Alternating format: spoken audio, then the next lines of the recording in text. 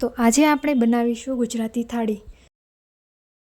એમાં છે રીંગણાનો ઓળો, સેવ ટમેટાનું શાક, તીખી ખીચડી, ચણાના લોટવાળા મરચાં અને બાજરાના લોટના થેપલા. વધારે પડતું રીંગણાનો ઓળો અને બાજરાના લોટના થેપલા શિયાળામાં બનાવવામાં આવે છે, પણ હું તો મારા ઘરમાં અઠવાડિયામાં એકવાર તો આ થાળી બનાવું જ છું, તો તમે પણ જરૂરથી ટ્રાય કરજો. તો ચાલો આપણે બનાવી લઈએ. તો ઓળો બનાવવા માટે મેં 500 ગ્રામ રીંગણા લીધા છે, જે હું શેકવા માટે મૂકી દઉં છું. અને તે પહેલાં આપણે રીંગણામાં કાપા પાડી દઈશું, પછી જ શેકવા મૂકશું. રીંગણા શેકાય છે ત્યાં સુધી આપણે બાજુમાં ખીચડી વઘારી લેશું. એના માટે એક તપેલીમાં 1 ચમચો તેલ નાખીને તેલ ગરમ થાય પછી તેમાં એક મોટી ડુંગળી, એક મરચું અને લીમડો નાખીને પાકવા દેશું. થોડીવાર પછી તેમાં હળદર, ધાણા જીરું અને શેઝવાન મસાલો નાખી દઈશ અને પછી સાથે 3 ગ્લાસ પાણી નાખી દઈશ.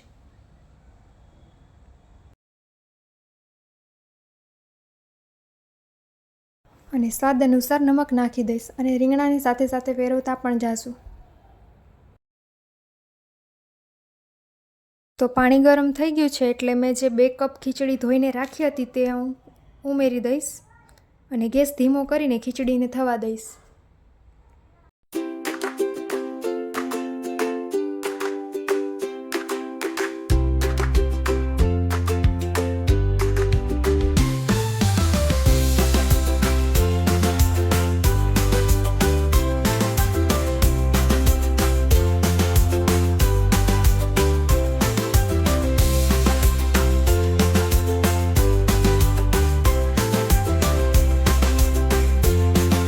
આપણા બધા રીંગણા પણ શેકાઈ ગયા છે અને ખીચડી પણ થઈ ગઈ છે.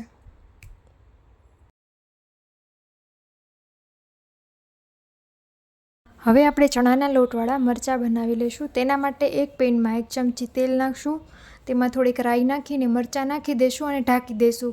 મરચાં ફૂટે છે એટલા માટે.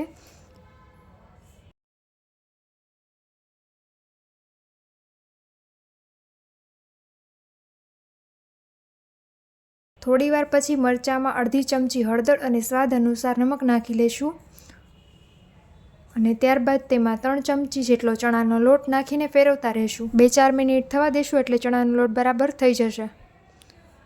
તો હવે મરચાં થઈ ગયા છે તો તેને કાઢી લેશું.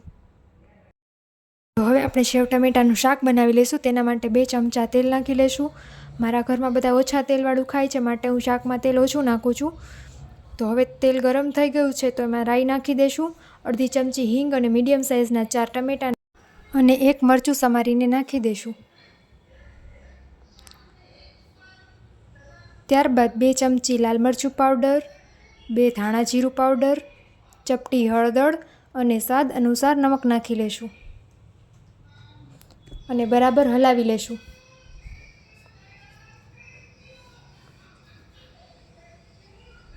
ઢાંકીને પાકવા દેશું.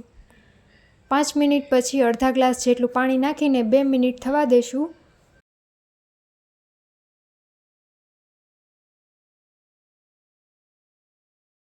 અને પછી તેમાં નાનું બાઉલ સેવ નાખી દઈશું અને લીલા ધાણા નાખીને મિક્સ કરી લઈશું એટલે સેવ ટમેટાનું શાક બની ગયું છે. ગેસ બંધ કરી દઈશું.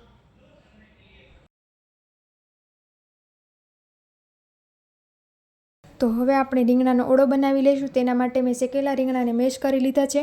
ત્યારબાદ એક પેનમાં 1 મોટો ચમચો તેલ લઈ લઈશું. તેલ ગરમ થાય એટલે એમાં રાઈ, હિંગ અને આદુ લસણની પેસ્ટ નાખી દઈશું. પછી 2 મોટી સમારેલી ડુંગળી નાખી લઈશું. ડુંગળી સંતળાઈ જાય એટલે તેમાં 1 મોટું સમારેલું ટમેટું નાખી દઈશું. ટમેટાં એકદમ ગળી જાય પછી તેમાં બધા મસાલા નાખી દઈશું.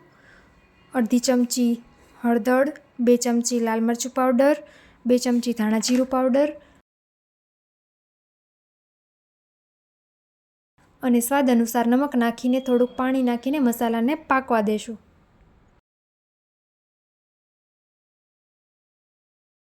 મસાલા પાકી જાય એટલે જે રીંગણાને મેશ કરીને રાખ્યા છે તે એમાં નાખી દઈશું અને બરાબર મિક્સ કરી લઈશું અને ધાણા નાખી દઈશું. તો આપણો ઓળો તૈયાર થઈ ગયો છે. તો હવે આપણે બાજરાના લોટના થેપલા બનાવી લઈશું. તેના માટે આપણે આદુ લસણની પેસ્ટ, મેથી, 2 ચમચી લાલ મરચું પાવડર, 1 ચમચી હળદર, 2 ચમચી ધાણા જીરું પાવડર, સ્વાદ અનુસાર નમક નાખી લઈશું. 1 કપ જેટલો ઘઉંનો લોટ, 500 ગ્રામ જેટલો બાજરાનો લોટ અને 1 કપ જેટલો ચણાનો લોટ લઈ લઈશું. તેને બરાબર મિક્સ કરી લઈશું અને તેમાં થોડું થોડું પાણી નાખીને લોટને બાંધતા જશું. અને આપણો લોટ બહુ નરમ પણ નહીં અને બહુ કડક પણ ન હોવો જોઈએ.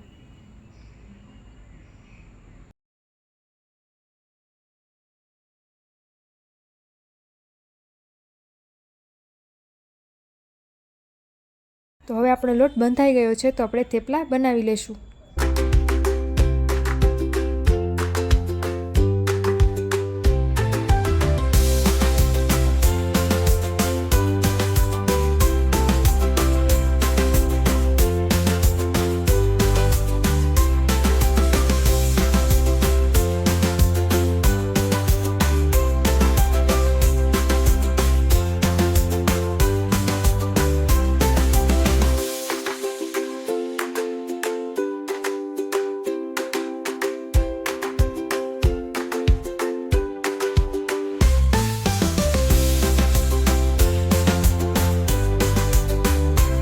તમે બટર કે તેલમાં તમને જે પસંદ હોય તેમાં તમે થેપલાને શેકી શકો છો.